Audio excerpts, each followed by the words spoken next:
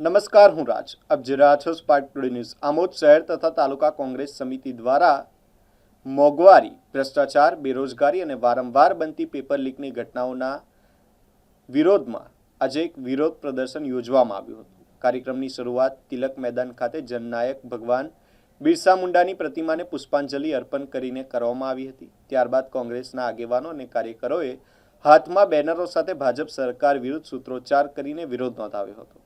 વિરોધ rally Birsa Munda circle તરફ આગળ વધી હતી અને ત્યારે કાયદો અને વ્યવસ્થા જળવાઈ રહે તે માટે આમોદ પોલીસે કોંગ્રેસના આગેવાનો અને કાર્યકરોને અટકાવી પોલીસ વાનમાં બેસાડી અટકાયત કરી હતી.